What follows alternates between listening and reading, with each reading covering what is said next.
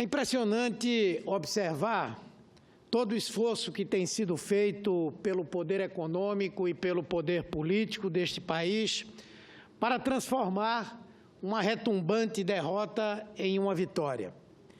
Me refiro aqui a esse projeto natimorto de reforma da Previdência que o governo ainda insiste desesperadamente em tentar salvar, fazendo mudanças epidérmicas que em nada alteram o seu caráter canhestro, perverso e desumano, mas que a imprensa exalta como um grande avanço. Sem voto nas ruas e sem voto também no Congresso Nacional, Michel Temer está oferecendo café, almoço e jantar, oferecendo cargos, oferecendo qualquer vantagem possível com a finalidade de comprar apoio parlamentar para vender direito dos trabalhadores. No caso, o dos brasileiros, os donos das conquistas que essa reforma da Previdência pretende destruir. Essas alterações não salvam essa reforma anacrônica e absolutamente desconexa da realidade. Mas é assustador ver uma entusiasmada imprensa trazer, por exemplo, que o governo reduziu a idade mínima de aposentadoria das mulheres. É uma mentira que beira a canalice. Hoje, as mulheres podem se aposentar com 60 anos de idade. Temer queria subir para 65 e acabou recuando na sua proposta para 62 anos. Onde está, então, a redução se as mulheres vão ter de trabalhar mais para se aposentarem? A mesma lógica serve para outros 6 pontos apresentados, cujas mudanças em nada melhoram a vida da esmagadora maioria dos brasileiros que dependem da Previdência Social. Ao contrário, vão aumentar seus prejuízos, obrigando a que todos trabalhem mais para, no fim, ganharem menos. O que Temer tem feito, de fato, é reduzir a sua margem de lucro nessa negociata espúria que está fazendo com os direitos previdenciários. Em vez de faturar 800 bilhões nos próximos 10 anos, ele vai lucrar 700 bilhões ao rifar o futuro alheio. Não é estranho que até o Papa Francisco, ao recusar o convite desse golpista impopular para vir ao Brasil, tenha criticado severamente as reformas propostas pelo governo brasileiro.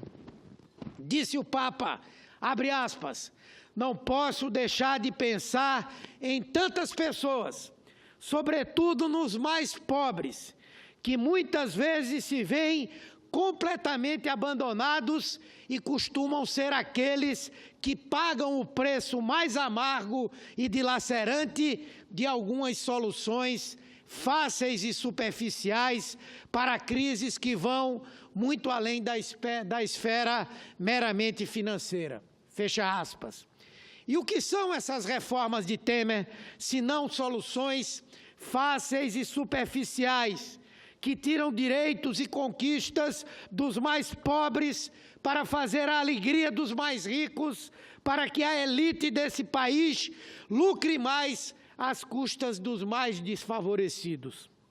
E diz ainda o Papa, na carta que dirigiu diretamente a esse presidente sem voto, não se pode confiar nas forças cegas e na mão invisível do mercado, que, na verdade, é só o que Temer faz desde que se apossou de uma cadeira onde não chegou por meio do voto, mas por meio exatamente dessas forças de mercado que lá o colocaram para que ele governe em favor do capital financeiro.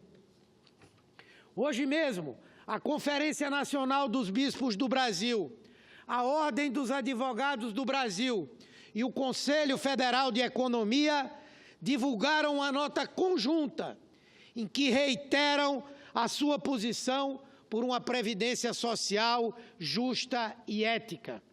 A nota da CNBB, da OAB e do COFECOM repudia essa reforma que afeta direitos básicos da população e que sequer foi discutida com o conjunto da sociedade e suas organizações. E avisa, vindo exatamente ao encontro do que diz o Papa Francisco, abre aspas, a reforma da Previdência não pode ser aprovada apressadamente, nem pode colocar os interesses do mercado financeiro e as razões de ordem econômica acima das necessidades da população. Fecha aspas. Então, por que a pressa desse governo nefasto em aprovar uma reforma que não foi submetida à sociedade? Será que é para pagar com o sacrifício do povo a fatura dos que financiaram o golpe? Onde está a proteção aos vulneráveis, aos idosos, aos titulares do benefício de prestação continuada, aos enfermos, aos acidentados, aos trabalhadores de baixa renda, aos trabalhadores rurais e às mulheres que chefiam a maioria das famílias deste país? Não há proteção. Essa reforma de Temer destrói tudo. É uma aberração do ponto de vista humanitário. Esse é um governo podre do ápice à sua base, dos seus integrantes à sua falta de princípios. É um governo em estado terminal, que ontem mesmo quis dar outro golpe na população, tentando aprovar o regime de urgência para votar a reforma trabalhista, e foi derrotado pela falta de votos na própria base. Hoje, recuou mais uma vez na apresentação do relatório da reforma da Previdência, que jogou agora para maio. E por quê? Porque seus aliados estão acuados, estão com medo da reação da população. É por isso que não vamos deixar as ruas até que essas reformas sejam enterradas junto com o governo que as gerou. No próximo dia 28, vamos parar o Brasil com uma greve geral que não deixará dúvidas a este Congresso de que a população rejeita veementemente a perda de direitos e que vai caçar nas urnas o mandato dos que apoiaram as reformas, dos que apoiarem as reformas. Não haverá um dia de trégua a Michel Temer, enquanto ele não for derrotado nessa sua cruzada contra o povo e deixe o Palácio do Planalto pela mesma porta dos fundos por onde ele entrou.